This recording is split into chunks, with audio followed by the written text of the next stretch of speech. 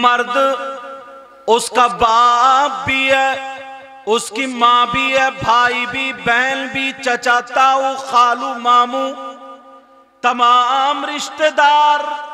ऐसे ही मेरी बहन, उसका भी माँ बाप, भाई बहन, चचा ताऊ खालू मामू।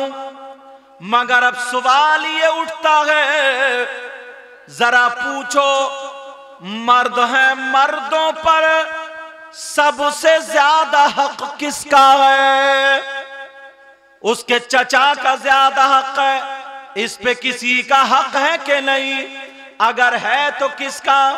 चचा का ज्यादा, मामू का ज्यादा, खालू का ज्यादा, माँ का ज्यादा, बाप का ज्यादा। मर्दों पर सबसे ज्यादा हक किसका है? अब किसी मौलाना से मत पूछो, किसी आलिम से मत पूछो, बल्कि किससे पूछना है? शरीयत मुस्तफा इस्लाम से पूछो। इस्लाम तू बता, मर्दों पर इतने लोग खड़े हैं, इतने भाई यहाँ पर आए हैं, अपने गिरेबान में कुछ बातें डाल के ले जाना। मर्दों पर सबसे ज्यादा हक किसका है? सुनो, इस्लाम से पूछो तो इस्लाम ये बताता है, बेटे से ज्यादा हक, बेटी से ज्यादा हक, चचा से ज्यादा हक, चचा चाची से ज्यादा हक, भाई से ज्यादा हक, बहन से ज्यादा हक। मर्दों पर बीबी से ज्यादा हक, सबसे ज्यादा हक उसकी माँ और बाप का है। मर्दों पर सबसे ज्यादा हक किसका? बोलो, माँ और बाप का। अब मुझे पता नहीं आपके क्या हालात हैं, सब अपने अपने गिरेबान में झांकना, मैं तो बता करके चलूंगा। मर्दों पर सबसे ज्यादा उसकी माँ और बाप का। अब गिरेबान में झांक करके देखो, जितना बीबी का ख्याल रखते हो उतना माँ का रखते हो या नहीं? जितना बेटी और बेटे का ख्याल रखते हो उतना बाप का रखते हो या नहीं रखते हो? ये आपको ख्याल करना होगा। ओ मेरी बहनें, आप भी आई हो तो आप भी जरा सुनो, औरतों पर जरा पूछो सबसे ज्यादा किसका है? तो औरतों के पास भी उनकी माँ भी है, उनके बाप भी है, उनके भाई, उनकी बहन, उनके चचा ताऊ खालू मामू। ओ मेरी बहन सुन ले, शादी के बाद औरतों पर सबसे ज्यादा हक उसके शौहर का है। किसका? बोलो, मर्दों पर सबसे ज्यादा हक उसकी माँ और बाप का, और औरतों पर शादी के बाद सबसे ज्यादा उसके शौहर का होता। अब मेरी बहनों, आपको भी देखना पड़ेगा कि आप अपनी माँ का कहना मान रही हो या शौहर का कहना मान रही हो, माँ बाप के कहने पे चल रही हो या शौहर के कहने पे चल रही हो। इस्लाम ये बताता है, ओ मेरी बहनों सुनो, इस्लाम ये बताता है कि औरतों को शौहर की इजाजत के बगैर घर से निकलना जायज नहीं। औरतों को शौहर की इजाजत के बगैर घर से निकलना जायज नहीं। ये जितनी आई हैं ये तो इजाजत लेके आई होंगी, अब खुद देखना पड़ेगा। और यहीं पर नहीं, किसी उर्स में चले जाओ, मजार पे चले जाओ, कहीं भी चले जाओ, मगर मैं इतना जरूर कहूंगा, औरतों को शौहर की इजाजत के बगैर घर से कदम निकालना जायज नहीं। ओ मेरी बहन जरा सुन ले, एक हदीस का मफहूम बताओ। नबी फरमाते हैं, एक औरत वो है जो नमाज पढ़े फिर भी जन्नत में ना जाए, रोजा रखे फिर भी जन्नत में ना जाए, कुरान की तिलावत करे फिर भी जन्नत में ना जाए, अच्छे काम करे फिर भी जन्नत में ना जाएगी। वो कौन सी औरत है? वो औरत है जो अपने शौहर का कहना नहीं मानती, अपने शौहर को जलील करती है, अपने शौहर को नाराज कर देती है, अपने शौहर से लड़ती है। इतनी लड़ाई, रात को शौहर का बिस्तर अलग और बीबी का बिस्तर अलग है। तो नबी फरमाते ऐसी औरत जो शौहर को नाराज कर दे, उसका नबी भी उससे नाराज और उसका खुदा भी उससे नाराज है। जिंदाबाद जिंदाबाद। और मर्दों का एक हदीस का मफहूम बताऊं, नबी ने फरमाया कुछ नमाजी ऐसे होंगे जिनका हश्र जालिम बादशाहों के साथ होगा, कुछ रोजेदार ऐसे होंगे जिनका हश्र जालिम बादशाह के साथ होगा। सहाबा ने अर्ज किया वो कौन नमाजी कौन हाजी होंगे? तो नबी फरमाते वो मर्द होंगे जो अपनी बीवियों पे जुल्म करते हैं, अपनी बीवियों के तमाचा मारते हैं, अपनी बीवियों के बेकसूर उन पे डंडा पकड़ते हैं, जूता चप्पल मार के घर से बाहर निकाल देते हैं, बिचारी पे जुल्म करते हैं, ताना करते हैं, तोहमत लगाते, ऐब लगाते, बीबी को सताते। नबी फरमाते ऐसा शौहर अगर नमाजी हो तब भी उसका हश्र जालिम बादशाहों के साथ होगा। और जालिम बादशाह कौन? फिरौन, कारून, नमरूद, हामान, शद्दाद। आज के लोगों का मैं नाम ही नहीं लेता। समझ में आ रही नहीं? अब मैंने बुनियाद डाल दी है, जरा अपने आप को देखना पड़ेगा। मर्दों पर सबसे ज्यादा हक उसकी मार बाप का है। अब जरा थोड़ा औलाद पर, औलाद के हुकूक आते, किसके आते हैं बोलो? यहां पर आज हम बड़ी आसानी से छुट जाते। औलाद की तरबियत करना माँ बाप पर जरूरी, समझ रहे मेरी बात? औलाद की तरबियत माँ बाप पर जरूरी है, मगर गिरेबान में जा करके देखो कितने लोग तरबियत कर रहे हैं। अगर तरबियत करते होते तो तुम्हारे बच्चों के बाल फिल्मों जैसे नहीं होते, तुम्हारे बच्चों के चलने का ढंग फिल्मों जैसा नहीं होता, तुम्हारे बच्चों के खाने का ढंग फिल्मों जैसा नहीं होता, तुम्हारे बच्चों के पहनने ओढ़ने का ढंग फिल्मों जैसा नहीं होता। तुम्हारे बच्चे अगर चलते और खाते तो उनके खाने की अदा बोलती नबी नबी, उनके पीने की अदा बोलती नबी नबी, उनके पहनने ओढ़ने की अदा बोलती नबी नबी। ये हुसैन तो नहीं बनता मगर गुलाम हुसैन जरूर बन जाता। सुभान अल्लाह, माशाअल्लाह। तरबियत का असर देखो। और जरा थोड़ा सा आगे बढ़ो, थोड़ा गहराई में चल रहा हूं।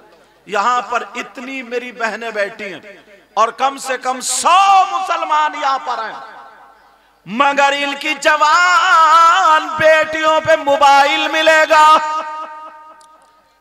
जवान बच्चियों पे मोबाइल, 15-15 साल के लड़के लड़कियों पे मोबाइल। मैं इतना पूछना चाहता हूं कि हमने अपनी बेटी को जो मोबाइल दिया, इसे मोबाइल की क्या जरूरत? देख लो रास्ते में धक्के मारती फिर रही है, देख लो बेटियों के हालात। तुम्हें क्या पता, तुम तो यहां रह रहे हो, हिंदुस्तान में उलमा घूमते, कितनी लड़कियां गैर मुस्लिमों से टच हो गई, अल्लाह अल्लाह। कितनी लड़की अपने माँ बाप को छोड़ के घर से निकल गई।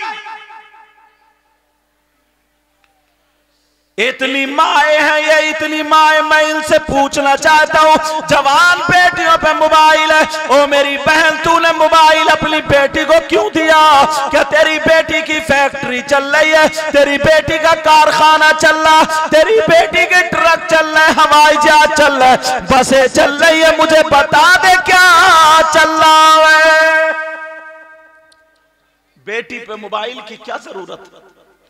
अगर किसी की बेटी पढ़ रही है, लैपटॉप रखे, टैबलेट रखे, मोबाइल रखे, ठीक है, मगर आज शादी में देख लेना, शादी में अगर 50 लड़कियां होंगी तो एक भी अल्लाह की बंदी ढंग के कपड़े नहीं पहने होगी, दुपट्टा नहीं संभालेगी, मोबाइल संभालेगी वो। ये है माँ बाप की तरबियत। अल्लाह फरमाता या अय्युहल्लज़ीना आमनू कू अनफुसकुम व अहलीकुम नारो, ऐ ईमान वालो अपने आप को और अपने घर वालों को जहन्नम की आग से बचाओ। सुभान अल्लाह, माशाअल्लाह। बचा रहे हो क्या? बोलो। अभी कोई शायर एक शेर पढ़ देता, कोई नारा लगा दे कूद जैसे बड़ा जन्नती और खड़े खड़े मूत के आया ही। सिर्फ एक नारा लगाया और हम जन्नती हो गए साहब। 2 नारे लगाए हम जन्नती हो गए। ईशा की नमाज का पता नहीं, फजर का पता नहीं, जोहर का पता नहीं, असर का पता नहीं। यही वजह है कि कोई मौलाना आएगा तो नमाज को कहेगा अच्छी बातों के हुड़दंगी करके चलो, उल्टा सीधा करके चलो। और खैर यहां तो अल्लाह का फजल है, वरना बाज जलसों में तो बिल्कुल गानों के ढंग पे नाते पड़ी जा रही हैं, गानों के ढंग पे। आधे नौजवान नात सुन के नहीं झूम रहे, उसकी धुन सुन के झूम रहे हैं। उनके ये मुड्ढे मटक रहे हैं, उनके हाथ कूद रहे हैं, उनके कूले मटक रहे हैं, गाने की धुन सुन के, गाने का ढंग सुन के। और हम लोग समझ रहे हैं, शायर समझ रहे हैं कि मेरी नात बड़ी जम रही है साहब। कब्र में बहुत जमेगी, जब मुनकर नकीर आएंगे तो इतना मारा जाएगा, बढ़िया करके जमा देंगे। लेकिन मैं पूछना चाहता हूं इस माँ बाप से, आज जो बेटियों के सरों से दुपट्टा उतर गया, रे तू तो माँ है, तू तो बाप है, जरा मुझे बता बेटी के सर पे दुपट्टा क्यों नहीं है?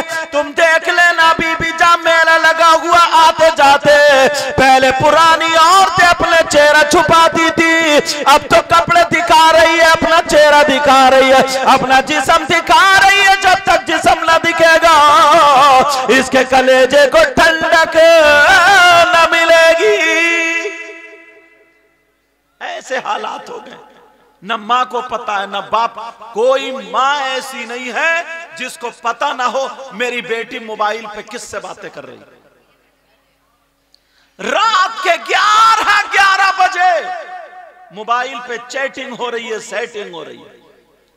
ये छोटे छोटे बच्चे इतने इतने बड़े घूरों पे पड़े हुए मोबाइल चला रहे हैं। अब्बा को कोई परवाही नहीं है, अम्मा को कोई परवाही नहीं। क्या तुमसे हिसाबो किताब नहीं होगा? मुफ्ती साहब किबला बैठे, मुनाजिर अहले सुन्नत बैठे, और भी उलमा बैठे। अगर हदीस गलत पढ़ूंगा तो ये बड़े बड़े उलमा मुझे पकड़ लेंगे, मेरी भी इस्लाह हो जाएगी। और अगर सही पढ़ूंगा तो तस्दीक होगी। क़ाल क़ाल रसूलुल्लाह सल्लल्लाहु तआला अलैहि वसल्लम सलासा ला यदखुलूनल जन्नह अला कुल्लि वालिदै वद्दयूस व रजुलतुल लिसा। नबी फरमाते मेरी उम्मत के 3 किस्म के लोग ऐसे जो जन्नत में नहीं जाएंगे। सलासा ला यदखुलूनल जन्नह। और नबी अगर जिसको जन्नत से रोक दे तो कोई मौलाना जन्नत में नहीं ले जा सकता, कोई शायर जन्नत में नहीं ले जा सकता। अगर नबी जिसको रोक दे तो कोई पीर जन्नत में नहीं ले जा सकता। और अल्लाह माफ फरमाए, पीरों की तो दुनिया आधी से ज्यादा खराब है। बाज पीर तो इतना बड़ा कमबख्त है कि सबसे ज्यादा कब्रिस्तान में इसी पीर की पिटाई होगी। टांगे फैला दी और औरतों से पांव दबा रहा, औरतें पांव दबाते दबाते उसका गोश्त पुलपुला कर रही है। वो करामत के चक्कर में है और दोनों पिटेंगे। ये मुरीदा भी कब्र में पिटेगी और ये पीर भी पिटेगा। ना इसे जोहर का पता, ना असर का पता, ना मगरिब का पता। 10-10 अंगूठियां पहन ली, कंठे पहन लो, पुर्राटे मार रहा। तुम समझ रहे हो बड़ा पहुंचा हुआ मियाँ है, ये बड़ा पहुंचा हुआ पेड़ है, इतना पहुंचा हुआ है, इतना पीछा पहुंचा हुआ। इसके चक्कर में रहोगे तुम भी कब्रिस्तान में पिटोगे। ऐसे हालात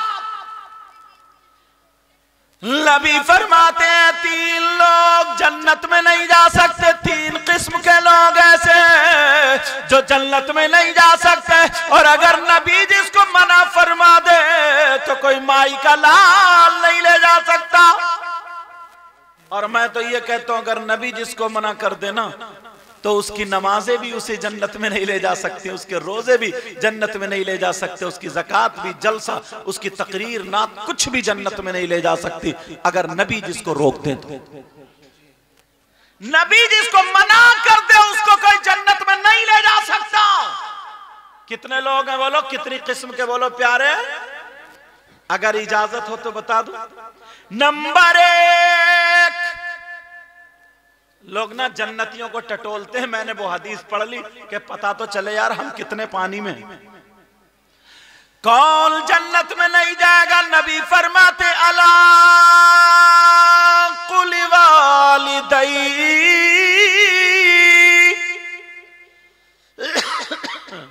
माँ बाप का नाफरमान जन्नत में नहीं जा सकता। माँ बाप को सताने वाला जन्नत में नहीं जा सकता। माँ बाप को तकलीफ देने वाला जन्नत में नहीं जा सकता। हम आते हमारे लोग के चलो ये सैयद साहब हैं, लोग हाथ चूमते, इन लोगों को चूमते, उन लोगों को चूमते, बुजुर्गों को चूम ले, तुमने अदब किया, चलो वो अपनी जगह, मैं उस तरफ नहीं जाना चाहता। मगर एक बात बता दूं प्यारे, एक बात बता दूं, अगर तुम्हारे माँ बाप तुमसे नाराज है, कितने ही पीरों के हाथ चूम लियो, एक भी तुम्हारा चूमना काम नहीं आ सकता जब तक अगर माँ बाप नाराज। असली चीज छोड़ दिए। नबी फरमाते अला कुल वालिदै, माँ बाप का नाफरमान जन्नत में नहीं जा सकता। मैंने जो हदीस पढ़ी है ना, इस जुमले के लिए पढ़ी है। और नबी फरमाते कौन नहीं जा सकता? नंबर 2, वद्दयूस, दयूस जन्नत में नहीं जा सकता। कौन नहीं जा सकता? बोलो प्यारे, बोलो। दयूस जन्नत में नहीं जा सकता। आप समझ रहे हो कि ये दयूस पता नहीं कहां का रहने वाला, ये कौन है, कौन से गांव का, किसका नाम है? अगर इजाजत हो तो इस दयूस को बताऊं ये कौन है? तुम फिर अपने गिरेबान में झांकियो। मेरी बहनें भी सुन ले, भाई भी सुन ले। दयूस वो माँ बाप है जिनकी बेटियां हमारा घूम रही है और वो उनके चालो चलन से राजी है, तो वो माँ बाप दयूस है। दयूस वो माँ बाप है जिनकी बेटियां हमारा बेपर्दा घूम रही है। दयूस वो माँ बाप है जिनकी बेटियां फैशनीले कपड़े पहन करके गैर लड़कों से मोबाइल पे बातें कर रही है। दयूस वो माँ बाप है जिनकी बेटियां कानों में एयरफोन लगा करके मोबाइल में गाने सुन रही है और बेपर्दा घूम रही है। दयूस वो माँ बाप है जिनकी बेटियां अपने घरों से निकल के चली गई और शरीयत मुस्तफा की धज्जियां बखेर रही है, पर्दे का पता नहीं है, बेहयाई के दर पे उतर आई है, चुटियां लहरा रही है, जिनके बाल दिखाई दे रहे हैं, जिनके गले दिखाई दे रहे हैं, जिनकी आस्तीनें चढ़ी पड़ी है, जो बेपर्दा घूम रही है, उनके चालो चलन से अगर माँ बाप राजी है तो ये माँ बाप दयूस है, दयूस है, दयूस है। और नबी फरमाते हैं दयूस जन्नत में नहीं जा सकता। वो माँ बाप जरा समझ ले, देख ले तेरी बेटी मेले में कहीं बेपर्दा तो नहीं घूम रही है, बगैर दुपट्टे के तो नहीं घूम रही है, मोबाइल चला चला करके फैशनीले कपड़े पहन के शादियों में बेपर्दा तो नहीं है। जरा देख ले, तुझे देखना होगा, अगर बेपर्दा है तो तू दयूस है, उसके चालो चलन से राजी है तो दयूस है। और नबी फरमाते हैं दयूस जन्नत में नहीं जाएगा। सुभान अल्लाह, सुभान अल्लाह, अल्लाहु अकबर, या रसूल अल्लाह, जिंदाबाद, अल्लाहु अकबर, या रसूल अल्लाह। दयूस शौहर भी है, तवज्जो रखना, शौहर भी है। कौन शौहर? वो शौहर जो अपनी बीबी को डेकोरेशन करा करके मेलो ठेलों में बेपर्दा घुमा रहा है, गैर लड़कों से हाथ मिलवा रहा है, जिसकी बीबी गैर मर्दों से बातें कर रही है, जिसकी बीबी बेपर्दा घूम रही है, कोई पर्दा नहीं कर कर रही है, उसका चालो चलन फिल्मों जैसा है, बेहयाई के दर पे उतर आई है और वो शौहर उससे राजी है, तो वो शौहर भी दयूस है। और नबी फरमाते हैं दयूस जन्नत में नहीं। पूरी दुनिया की बात गलत हो सकती है मगर आमना के लाल की बात गलत नहीं हो सकती। सुभान अल्लाह। समझ रहे मेरी बात? जो माँ बाप को सताता है, नंबर एक वही तो था ना, जो माँ बाप को सताता है, माँ बाप को तकलीफ देता है, माँ बाप को नाराज कर देता है, जिसके माँ बाप जिससे नाराज होते हैं उसका नबी भी उससे नाराज होता है, उसका खुदा भी उससे नाराज होता है। और जिसके नबी नाराज, जिसका खुदा नाराज, उसकी दुनिया भी बेकार है, उसकी आखिरत भी बेकार है। चलो जरा एक तारीखी वर्क की तरफ तुम्हें ले चलो प्यारो, तुम्हें याद आ जाएगा। केरला की सरजमीन पे चलो, एक जगह कासरकोड है, वहां पर एक अल्लाह वाले का मजार शरीफ है जिनका नाम हजरत मालिक बिन दीनार है। बाज लोगों ने कहा ये सहाबी है, लेकिन ज्यादातर लोग बोलते हैं ये ताबई है। आला हजरत भी इसी तरफ गए हैं कि ताबई है। हजरत मालिक बिन दीनार है। जरा तवज्जो रखना, हजरत मालिक बिन दीनार की मां जिंदा है लेकिन अभी बुजुर्ग है। हजरत मालिक बिन दीनार अपनी मां की बड़ी खिदमत करते हैं, अपनी मां की बड़ी खिदमत करते हैं। अल्लाह अल्लाह, मां की खिदमत कर रहे हैं। एक दिन मां ने कहा, ओ बेटे मालिक जरा सुनो, ओ मेरे लाल सुनो, ओ मेरे दिल के टुकड़े सुनो, मेरा हज को दिल चाह रहा है, चलो बेटा हज को चल रहे हैं, चलो बेटा हज का इरादा कर लो। हजरत मालिक बिन दीनार बोले मां ठीक है चलो हज को चलते हैं। अब दोनों माँ बेटे हज को चल देते हैं। पैदल का रास्ता है, हवाई जहाज का दौर नहीं था, पैदल चल देते हैं। दोनों माँ बेटे जा रहे हैं लेकिन 10-20 कदम चलते हैं। हजरत मालिक बिन दीनार पीछे हटके अपनी माँ के कदमों का बोसा देते हैं। माँ कहती है मेरे लाल तुम मेरे पांव क्यों चूम रहे हो? हजरत मालिक बिन दीनार कहते हैं माँ मेरी जन्नत आपके कदमों के नीचे है, पांवों का बोसा देता हूँ, ऐसा लगता है कि जन्नत की चौखट चूम रहा हूँ। अल्लाह अल्लाह चलते चले जा रहे हैं। माँ हर हर कदम पे दुआएं दे रही है। अरे ये माँ दुआएं दे रही है। हजरत मालिक बिन दीनार चलते चले जा रहे हैं। जैसे ही मक्का शरीफ पहुंचते हैं, हज में पहुंचते हैं, हजरत मालिक बिन दीनार ने देखा मक्का शरीफ में लोग तवाफ कर रहे हैं। खाना काबा का तवाफ करने वाले तवाफ कर रहे हैं, जमजम शरीफ पी रहे हैं, कुछ लोग सही कर रहे हैं, सफा मरवा की दौड़ यानी सही कर रहे हैं, कुछ लोग हल्क कर रहे हैं यानी सर मुड़ा रहे हैं, कुछ लोग ऐसे हैं जो कुरान की तिलावत कर रहे हैं, कुछ लोग तस्बीह पढ़ रहे हैं, सारे लोग इबादत में लगे हुए हैं, कुछ नमाजें पढ़े हुए हैं, दुनिया को भूल चुके हैं। इनकी जमीन होगी मगर जमीन को भूले बैठे हैं, इनकी दुकान होगी मगर दुकान को भूले बैठे हैं। हजरत मालिक बिन दीनार कहते हैं मौला परवरदिगार आलम ये इतने लोग हैं अपने अपने अंदाज में तेरी इबादत कर रहे हैं। ऐ अल्लाह बड़ी बड़ी दूर से आए हैं, परवरदिगार तूने इनके हज को कबूल कर लिया होगा। हजरत मालिक बिन दीनार कहते मौला तूने इनके हज को कबूल कर लिया होगा। लेकिन जैसे ही शाम होती है हजरत मालिक बिन दीनार सोते हैं तो ख्वाब आता है, ख्वाब में आता है ओ मालिक बिन दीनार सुनाओ मिनकुम का लफ्ज़ था, तुम में से एक बंदा मेरा ऐसा है, तुम में से एक बंदा ऐसा है जिसके मैंने हज को कबूल नहीं किया। अरे तुम में से एक बंदा है जिसके हज को कबूल नहीं किया। हजरत मालिक बिन दीनार रोने लगे, हजरत मालिक बिन दीनार तड़पने लगे।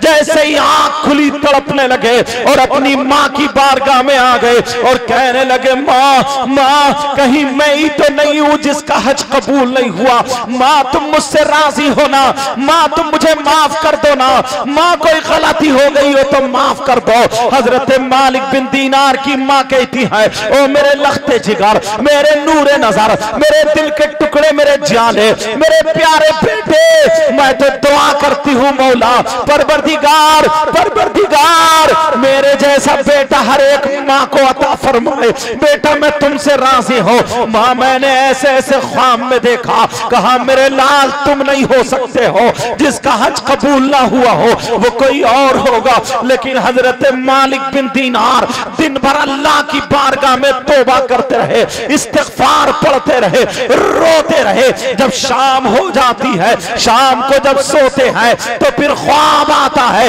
ऐ मालिक बिन दीनार तुम रात भर रोते रहे, मैंने हज को कबूल नहीं किया। अरे मैंने तो नमाज भी कबूल नहीं की। तुम में से एक बंदा ऐसा है जिसकी मैंने नमाज कबूल नहीं की, जिसका मैंने रोजा कबूल नहीं किया, जिसकी मैंने कोई इबादत काबिल कबूल नहीं की। ओ लोगों, कौन ऐसा गुनाहगार है जिसकी नमाजें कबूल नहीं है, जिसके रोजे कबूल नहीं है, जिसकी ज़कात कबूल नहीं है, जिसका हज कबूल नहीं है। हजरत मालिक बिन दीनार रोकर फिर रो जाते हैं और रो करके माँ की बारगाह में आ गए, माँ मैं बर्बाद हो गया, माँ मैं हलाक हो गया। माँ कहा बेटा क्या बात है? कहा माँ मामला ऐसा है, मैंने आज रात ख्वाब में फिर देखा, अल्लाह की तरफ से ये ख्वाब आया, ओ मालिक बिन दीनार मैंने तुम्हारे हज तो हज किसी के रोजे को भी कबूल नहीं किया। तुम में से एक बंदा वो है जिसकी कोई इबादत काबिल कबूल नहीं। माँ वो बंदा मैं ही तो नहीं हूँ। हजरत मालिक बिन दीनार अपनी माँ के कदमों पर रो दिए, माँ की आंखों में आंसू आ गए। माँ ने सीने से लगाया और कहा मौला मेरे बेटे को बचा ले, मेरे बेटे के ख्वाब को वाज़ेह कर दे, मेरे ख्वाब के बेटे को खोल दे। अम्मा की दुआ जरा देखो, अम्मा की दुआ रंग लाती है। जैसे ही रात को मालिक बिन दीनार सोए तो ख्वाब आ जाता है, ओ मालिक बिन दीनार तुम रोते रहे, तुम रोते रहे, जिसकी नमाजें कबूल नहीं है वो तुम नहीं हो, जिसके रोजे कबूल नहीं है वो तुम नहीं हो, जिसका हज और ज़कात कबूल नहीं है वो तुम नहीं हो। फिर कौन है? ख्वाब में बताया गया एक अल्लाह का बंदा हज को आया है जिसका नाम मोहम्मद बिन हारून है। वो है जिसकी कोई भी इबादत काबिल कबूल नहीं है। हजरत मालिक बिन दीनार की आंख खुल गई, कहा माँ तुम्हारी दुआ कबूल हो गई है। वो बंदा है जो मोहम्मद बिन हारून है, जिसकी ना नमाज कबूल है, जिसका ना रोजा कबूल है। अम्मा कहती है मेरे लाल वो कितना बड़ा डकैत होगा, वो कितना बड़ा जानी होगा, वो कितना बड़ा शराबी होगा, वो कितना बड़ा बदकार होगा, वो कितना बड़ा गुनाहगार होगा, वो कितना बड़ा सियाकार होगा। कहा मौला, कहा बेटा उसने पता नहीं कौन सा गुनाह किया होगा, मेरे लाल जा करके बता दे और जा उसको ढूंढ ले और तलाश ले और जा करके उससे तौबा करा दे। हजरत मालिक बिन दीनार जहन में बसाए हुए थे कि बहुत बड़ा डकैत गुंडा होगा, बहुत बड़ा शराबी अज्जारी होगा। ऐ लोगों जरा सुनो, वो कौन था, उसके पास कौन सा गुनाह था। आज हमारे पास भी वो गुनाह हो जाता है। आज 10% लोग ऐसे हैं जो उस गुनाह को करते हैं, फिर नमाजें पढ़ते हैं, नमाजें नहीं होती, रोजे रखते हैं, रोजे नहीं होते, हज करते हैं, हज नहीं होता, ज़कात देते हैं, ज़कात नहीं होती। वो कौन सा गुनाह है जरा सुनाओ। अल्लाह अल्लाह। हजरत मालिक बिन दीनार अब तलाशने लगे, हजरत मालिक बिन दीनार ढूंढने लगे। लोगों से पूछा ये बताओ तुम में से मोहम्मद बिन हारून कौन है, खुरासान के रहने वाले कौन है। एक काफिला मिल जाता है, खुरासान के रहने वाले हम हैं। कहा ये बताओ तुम में मोहम्मद बिन हारून है कोई। सारे लोग कहने लगे हाँ हाँ मोहम्मद बिन हारून है, एक बंदा है मोहम्मद बिन हारून। अब ये डरते डरते पूछ रहे हैं बताओ क्या वो डकैत है, क्या वो शराबी है, कितना बड़ा गुनाहगार है। लोग कहते अपनी जबान बंद करो, अपने मुंह को बंद करो। अरे तुम उसे डकैत बता रहे हो, तुम शराबी बता रहे हो, तुम ज्वारी बता रहे हो। अगर आज के दौर में नमाजी देखना है तो मोहम्मद बिन हारून को देखो, आज के दौर में अगर हाजी देखना हो तो मोहम्मद बिन हारून को देखो, आज के दौर में अगर सखी देखना हो तो मोहम्मद बिन हारून को देखो, आज के दौर में अगर मुत्तकी और परहेजगार देखना हो तो मोहम्मद बिन हारून को देखो। सारे लोग एक जबान होकर के कहने लगे अगर चलता फिरता आज के दौर में तुम्हें माथे की आंखों से अगर किसी वली को देखना है तो वो मोहम्मद बिन हारून को देखो, उन जैसी नमाजें किसी के पास नहीं है। तो ये तो और चक्कर में पड़ गए, या अल्लाह उसका तो एक सजदा भी कबूल नहीं है। अरे वो कौन है जो इतना बड़ा नमाजी मुत्तकी परहेजगार मगर उसकी कोई भी इबादत काबिल कबूल नहीं है। अल्लाह अल्लाह। हजरत मालिक बिन दीनार जब उसके पास गए तो वो नमाजें पढ़ रहा था, वो सजदे में था, नमाज पर नमाज पढ़ता चला जा रहा है। हजरत मालिक बिन दीनार अपनी माँ के पास आ गए, माँ से इजाजत ले ली। आज रात जब उसकी कुटी पर पहुंच गए, जब उसकी झोपड़ी पर पहुंच गए, हजरत मालिक बिन दीनार वहां पर पहुंचे तो वो मोहम्मद बिन हारून पूरी रात अल्लाह की इबादत करता रहा, पूरी रात नमाज पढ़ता रहा, पूरी रात इबादत में रहा। फजर से थोड़ी पहले जब इबादत से फारिग हुआ उसने देखा कि मालिक बिन दीनार खड़े हुए हैं। यहाँ करके कहने लगता है ऐ अल्लाह के बंदे तुम क्यों खड़े हो, तुम्हें क्या हाजत है, बोलो मुझसे क्या जरूरत है, मुझे क्या चाहते हो, तुम्हें कोई हाजत हो तो बोलो अभी पूरी करूंगा। ये हजरत मालिक बिन दीनार कहने लगे मेरा नाम मालिक बिन दीनार है, तुम खुरासान के रहने वाले हो? कहा जी खुरासान का रहने वाला हो। कहा तुम्हारा नाम मोहम्मद है? कहा जी मेरा नाम मोहम्मद है। कहा तुम्हारे बाप का नाम हारून है? कहा जी मेरे बाप का नाम हारून है।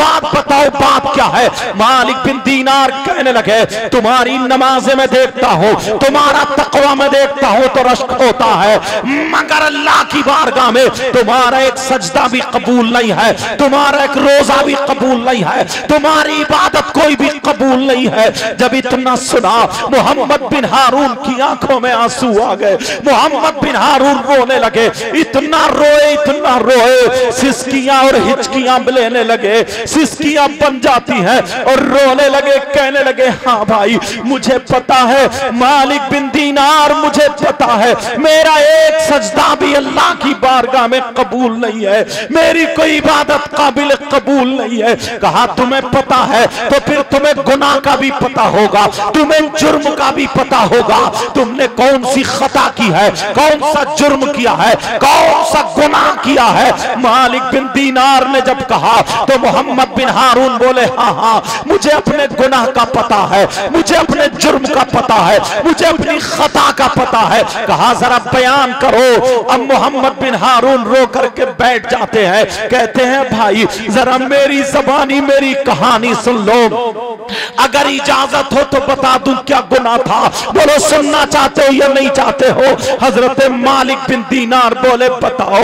मोहम्मद बिन हारून बोले सुनो भाई मेरा बाप बहुत गरीब था, मेरा टूटा फूटा छप्पर था, मेरा मकान बना हुआ नहीं था, मेरी माँ बड़ी शरीफ थी, जब मैं पेट में था अपनी माँ के पेट में था मेरे बाप का इंतकाल हो जाता है, मेरे बाप का इंतकाल हो गया, मेरी माँ मेरे चचा के पास गई मगर मेरे चचा ने सहारा ना दिया, मेरे ताऊओं के पास गई, मेरे ताऊ भी सहारा ना बने, मेरी माँ का कोई पुरसाने हाल ना था मगर मेरी माँ दूसरी औरतों के यहाँ बर्तन मांज के गुजारा करती रही, दूसरी औरतों के यहाँ पे झाड़ू पोछा करती रही, मेरी माँ दूसरी औरतों के यहाँ कपड़े धो कर उसे जो रुपया पैसा मिलता था उससे गुजर बसर करती थी। मैं अपनी माँ के पेट में था, मेरी माँ बताती है जब मैं पैदा हुआ उस वक्त मेरा मकान टूटा फूटा था मगर मेरे गांव में गुंडा रहता था जिसकी नजर मेरी माँ के ऊपर पड़ जाती है,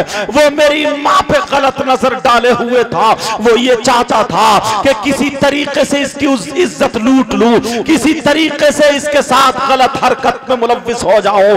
आप समझ गए हो उसकी क्या नियत थी। मगर मोहम्मद बिन हारून रोते जा रहे हैं, कहते जा रहे हैं मेरी माँ ने अपना चेहरा अपना पल्लू तक नहीं दिखाया। ओ मेरी बहनों सुन लो, इस्लाम की शहजादियां ऐसी होती हैं, आज तुम अपना जिस्म दिखा के चल रही हो, आज तुम अपनी चुटियां लहरा के चल रही हो, आज तुम अपने बाल दिखा के चल रही हो, जरा देखो इस्लाम की शहजादी को। मोहम्मद बिन हारून कहने लगे मेरी माँ ने अपना चेहरा नहीं दिखाया, वो गुंडा मेरी माँ के पीछे रहा, लेकिन मेरी माँ ने कभी मौका ना दिया।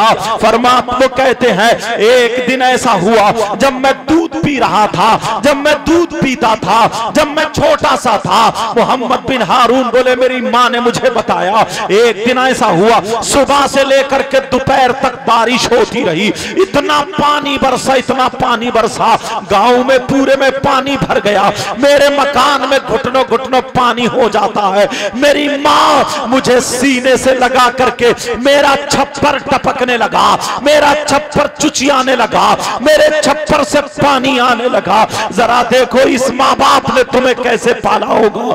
अल्लाह अल्लाह। मोहम्मद बिन हारून बोले मेरी माँ मुझे सीने से लगा करके कभी इस कोने में खड़ी हो जाती है, कभी इस कोने में खड़ी हो जाती है। मेरी माँ मुझे बचाती रही भीगने से, लेकिन जब दोपहर का टाइम हुआ, अब बादल गरज रहा है, बिल्कुल खटाटोप काली अंधेरी छा जाती है, बादल बिल्कुल छा जाता है। दिन में ऐसा होता है जैसे रात होने लगती है, जैसे ही बारिश होती है, बादल बिल्कुल छाया हुआ था और बिजली कड़क रही थी। मोहम्मद बिन हारून बोले उस डकैत को, उस गुंडे को मौका मिला और वो मेरी माँ के घर में घुस जाता है, मेरी माँ की इज्जत लूटने के लिए घर में आ जाता है। मोहम्मद बिन हारून बोले मेरी माँ उसे देख करके मुझे लेके कोने में छुप जाती है, मगर जैसे ही कोने में छुपी फिर मेरी माँ ने मुझे चारपाई पे लिटा दिया और खुद छुप जाती है ताकि उस गुंडे के हाथ में ना पड़ जाऊं। अल्लाह अल्लाह। मेरी माँ का ये आलम था। मोहम्मद बिन हारून बोले मेरी माँ एक बकरी की तरह चारे हाथ पांवों से चल के बारिश में भीगती हुई दरवाजे पे पहुंच जाती है, उस गुंडे से बच करके जंगल का रुख करती है। लेकिन जैसे मेरी याद आती है, जैसे मेरी ममता भड़क उठती है, मेरी माँ ने मेरी वजह से कदम आगे नहीं बढ़ाया, मेरी माँ चुपके से फिर घर में वापस आ गई, एक बकरी की तरह चलती हुई आई।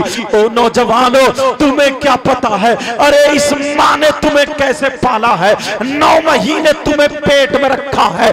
आज तू अपनी माँ को आंखें दिखाता है, आज तू अपने बाप को आंखें दिखाता है, आज तू बंबई चला गया, आज तू दिल्ली चला गया, आज तू गोवा चला गया, आज तू चेन्नई चला गया, आज तू मद्रास चला गया, आज तू सिक्किम वगैरह चला गया, आज तू 4 पैसे कमाने लगा। तेरा बाप अब बाप नहीं रहा, तेरी माँ माँ नहीं रही, अब तेरे बाप की तेरे सामने नहीं चलती है। इसी बाप को देख, इसने हल जोत के तुझे पाला है, छप्पर में तेरी माँ ने तुझे पैदा किया है। अरे अगर पेट में एक रात में पथरी होती है तो तुझे बर्दाश्त नहीं होता, तेरी माँ ने तुझे 9 महीने पेट में रखा है। अपनी माँ से जरा पूछ। ओ मेरी बहन, ओ छोटी छोटी बच्ची हो, 15 साल की बच्ची, 20 साल से पहले की बच्ची, अगर माँ इसको डांट देती है तो ये अपनी माँ को आंखें दिखाती है। हरगिज अपनी माँ को आंखें मत दिखाना, मैं तुझसे हाथ जोड़ के कह के जाता हूँ। अरे तेरी माँ ने तुझे बड़ी मुश्किल से पाला है, तेरी माँ ने बड़ी तकलीफें उठाई है, तुझे क्या पता है। मोहम्मद बिन हारून कहने लगे मेरी माँ बकरी की तरह चलती हुई घर में आ जाती है और मुझको मेरी माँ ने बगल में दबा लिया और मेरे मुंह को भी दबा लिया ताकि मेरी आवाज ना निकल पाए, मैं चीख ना पाऊं। मेरी माँ एक हाथ से सीने पे लगा करके और बारिश में भीगती हुई जंगल को निकल जाती है। अल्लाह अल्लाह, आज शाम का टाइम है, अरे जंगल में जानवर भी है, मगर इस माँ ने अपने बेटे को नहीं छोड़ा, इस माँ ने अपनी औलाद को नहीं छोड़ा। तू कैसा बेटा है, अपनी बीवी को लेकर अपनी माँ को छोड़ देता है, अपने बाप को छोड़ के अलग हो जाता है। अरे 3 जिसके बेटे हो, तेरी माँ तरस रही है, तेरा बाप तरस रहा है, बीवी के तू 10-10 जोड़ी कपड़े बनाता है, 2-2 साड़ियां लाता है, 3-3 4-4 साड़ियां लाता है, अपनी माँ की एक साड़ी नहीं ला सकता, अपने बाप की एक लुंगी नहीं ला सकता। अरे तेरी बीवी के सर में दर्द हो जाए 2-2 डॉक्टर बदल देता है, तेरी माँ ठोकरें खा रही है, तू अपनी माँ को चश्मा नहीं बनवा के दे सकता, तू अपनी माँ को खांसी की दवा नहीं पिला सकता। अरे मैं ये नहीं कहता तू बीबी को मार दे, बीबी का हक अदा कर, लेकिन माँ का भी हक अदा कर, बीबी का हक अदा कर, लेकिन बाप का भी हक अदा कर। जरा सुन ले मोहम्मद बिन हारून क्या कहते हैं। कहते हैं मेरी माँ रात भर जंगल में खड़ी रही, मेरी माँ पूरी भीग जाती है, मगर मेरी माँ ने दुपट्टे से मुझे ढक लिया और अपने सीने से लगा लिया। पूरी रात मेरी माँ खड़ी रही, मेरी माँ को बुखार आ गया, मेरी माँ कपकपाने लगी, मेरी माँ के होठ नीले पड़ गए, मेरी माँ कांपने लगी। वो लड़की, वो औरत पूरी रात भीगती रही, लेकिन अपने बच्चे को नहीं छोड़ा। इस माँ से पूछो तुम्हारी माँ, ओ बच्ची ओ, आज जो तुम अपनी माँ को आंखें दिखाती हो, इस माँ से पूछ तेरी गलती है। ओ बच्चों सुनो, तुम्हारी गलती है, तुमने बिस्तर पे पेशाब किया था, मगर इस माँ ने अपनी चादर की तह बना करके बिस्तर पे रख के खुद लेटती है गीले में, मगर अपनी औलाद को सूखे में सुलाती है। आज तुम उसका यही सिला दे रहे हो। मोहम्मद बिन हारून बोले मेरी माँ रात भर खड़ी रही, इधर जानवर बोलते थे, उस माँ का कलेजा दहल जाता था, सांप कीड़े बोलते थे, उस माँ का कलेजा दहल जाता था, मगर मोहम्मद बिन हारून की माँ अपने बेटे को सीने से लगाते खड़ी रही, पूरी रात खड़ी रही, उस गुंडे से बच के खड़ी रही। जब सुबह हो गया, जब धूप निकल आई, अब इसके पांव आगे को नहीं बढ़ते हैं। ये माँ अपने बेटे को लेकर के बुखार की हालत में है, ये माँ कपकपा रही है, पूरी रात ये माँ भीग चुकी है, और ये माँ अपने बेटे को लेके घर आ जाती है। चारपाई पे बेटे को रख के ये माँ जब चारपाई पे गिरती है, अल्लाह अल्लाह ये माँ बेहोश हो जाती है। अब सुबह से लेकर के दोपहर तक ये माँ बेहोश पड़ी है, कोई इतना भी नहीं है जो आधा चम्मच पानी पिला दे, मगर क्या पता है, अरे जिसकी हिफाजत अल्लाह करे उसको कोई नहीं मार सकता। तभी तो किसी ने कहा है फानूस बन के जिसकी हिफाजत हवा करे, वो शमा क्या बुझे जिसे रोशन खुदा करे। अल्लाह अल्लाह, वो लड़की दोपहर तक बेहोश रही, अल्लाह ने सूरज की तपिश को तेज कर दिया, अल्लाह ने बला तेज कर दिया। जैसे ही उस लड़की की आंखों पे, उस लड़की के चेहरे पे, उस लड़की के जिस्म पर जब सूरज की शुआएं पड़ती हैं, जब सूरज की शुआओं से उस लड़की का जिस्म गर्म पड़ता है, तभी होश में आ जाती है। लड़की उठ के बैठ जाती है, अपने बेटे को उठा के सीने से लगा लेती है। मोहम्मद बिन हारून अपनी कहानी बताते जा रहे और रोते जा रहे और कह रहे सुनो सुनो सुनो मालिक बिन दीनार, अभी यहीं तक नहीं, अब मेरी माँ मुझे मुसल्ले के सामने रख लेती है, नमाजें पढ़ पढ़ के दुआएं कर रही है और कह रही ऐ अल्लाह मेरे बेटे को गुर्बत से बचा देना, मेरे बेटे को गरीबी से बचा देना, मेरे बेटे को गरीबी से बचा देना। अल्लाह अल्लाह जब इतना कहा, मोहम्मद बिन हारून कहने लगे मैं बड़ा होने लगा, मेरी माँ ने मुझे बकरी लेके दे दी, उस बकरी में इतनी बरकतें हुई, उस जानवर में इतनी बरकतें हुई, मेरी बकरियां ही बकरियां हो गई, गांव में सबसे ज्यादा मालदार मैं हो जाता हूँ।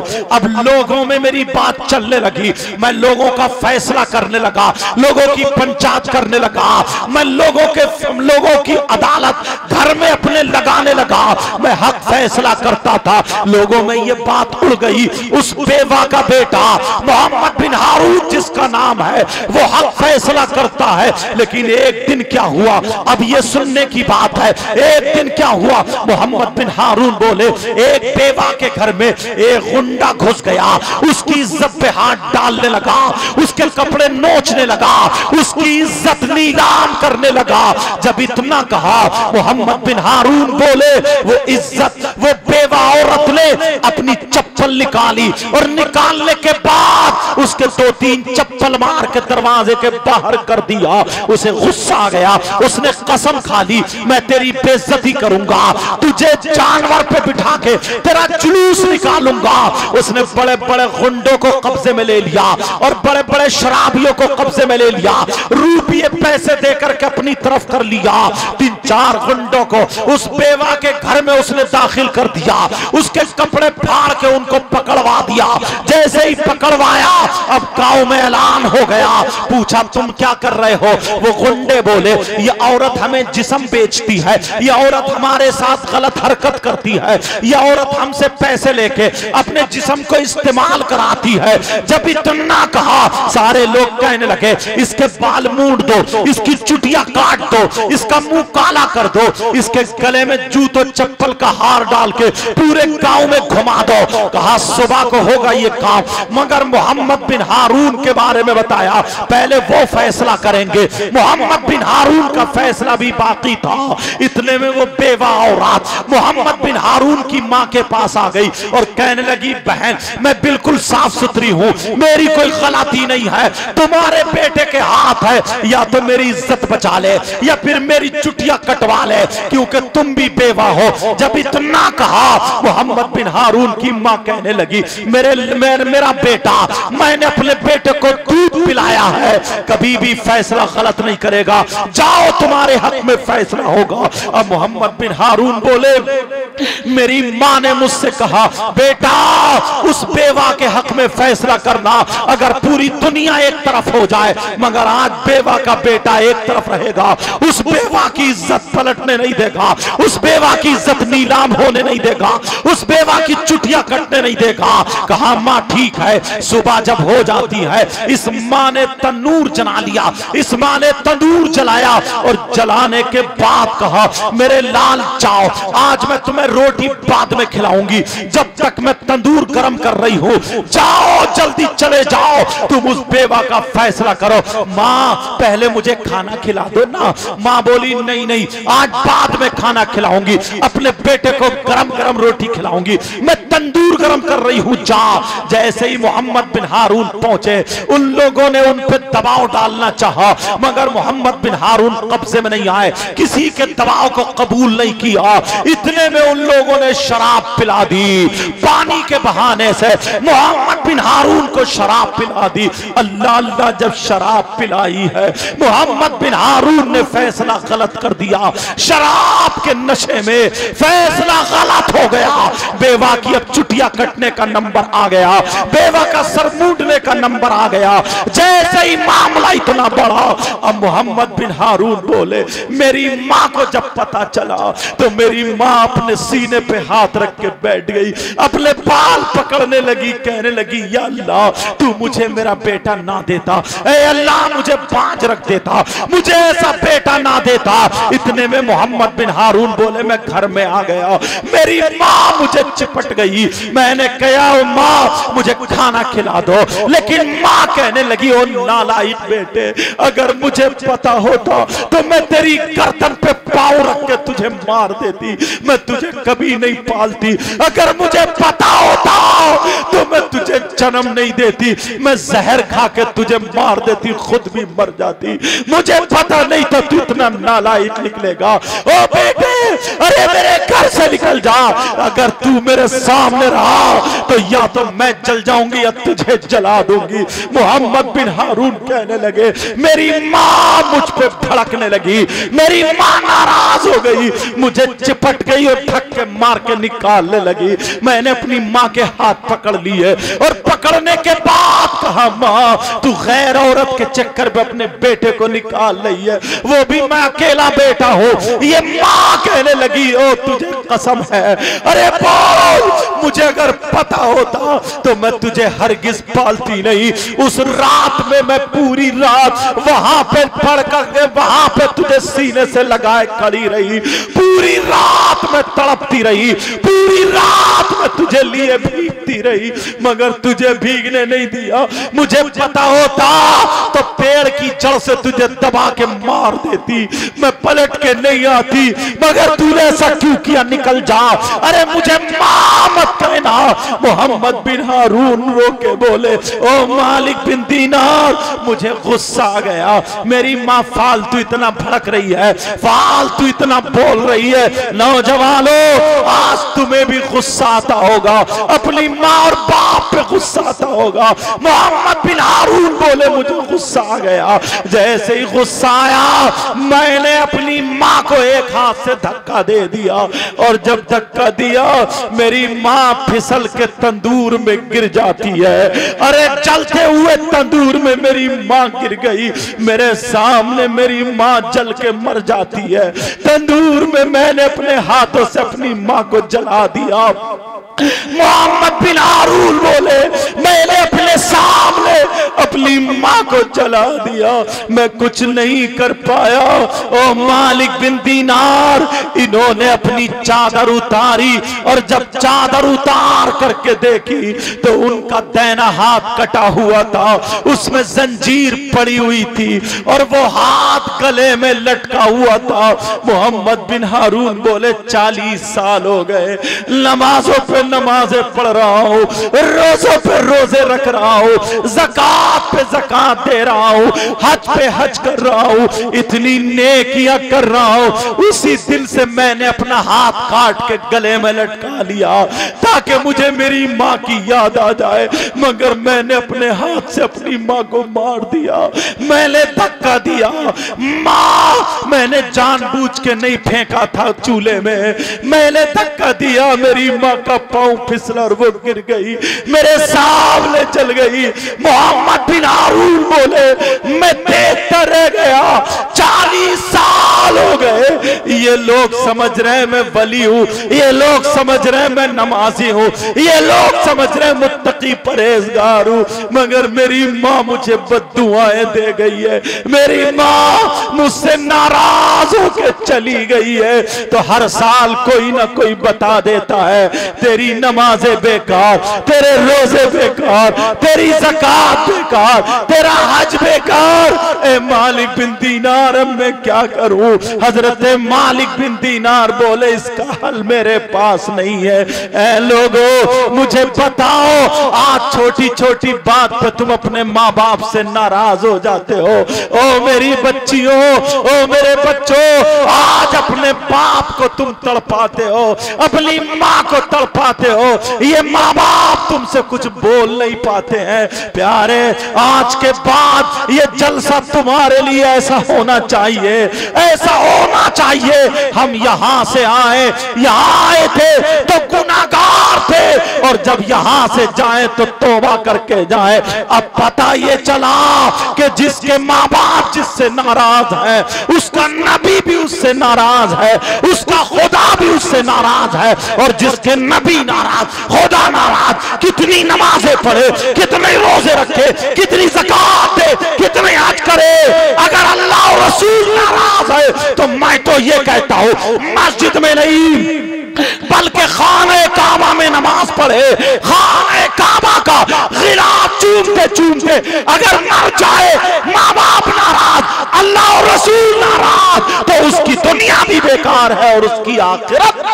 अल्लाह, नारे तकबीर, जरा जोर से नारे रिसालत, उलमाए अहले सुन्नत, फैजाने वालिदैन। अल्लाह, पता नहीं मैं तेज बोल गया, समझ में आया या नहीं आया आप लोगों के? आप लोगों के समझ में आया नहीं आया? बोलो अल्हम्दुलिल्लाह, क्योंकि मैं अपने इलाके की रविश में चल गया। अल्लाह अल्लाह, जरा गौर करे, तवज्जो करे प्यारो। और एक बात उठाता हूं जो अक्सर जलसों में मैं ये बात कह रहा हूं, इस तरफ से लेकर के इधर तक एक शख्स ऐसा हो, कैसा यार, वो कितना बुरा शख्स होगा, कितना खराब होगा, कितना खराब होगा, जो अपनी मां पर गलत नजर डालता। मेरा इशारा समझ रहे? मर सकता है मगर अपनी मां के साथ गलत हरकत। अगर ऐसा शख्स मिल जाए तुम्हें तो बताओ, उससे रिश्तेदारी करोगे? हाँ या ना बोलो। रिश्तेदारी करोगे, उससे दोस्ती करोगे, दस्तरख्वान पे खिलाओगे, कौन है वो? मुफ्तियान किराम बैठे। हदीस शरीफ बताता हूं, तुमने नाम सुना होगा सूद और ब्याज का। किसका नाम बोलो? सूद। आज लोग रुपये से रुपया कमाते हैं, हराम लुकमा खाते हैं, और कुछ लोग तो मोबाइल पे ही जुआ खेल रहे हैं, मोबाइल से पैसे जीत रहे हैं। सूद और ब्याज का तुमने नाम सुना होगा। सूद और ब्याज, अल्लाह मेरे नबी फरमाते हैं सूद और ब्याज का जो गुनाह है उस गुनाह के 70 हिस्से हैं। एक हदीस में 73 का भी जिक्र आया। 70 हिस्से हैं, 70 टुकड़े।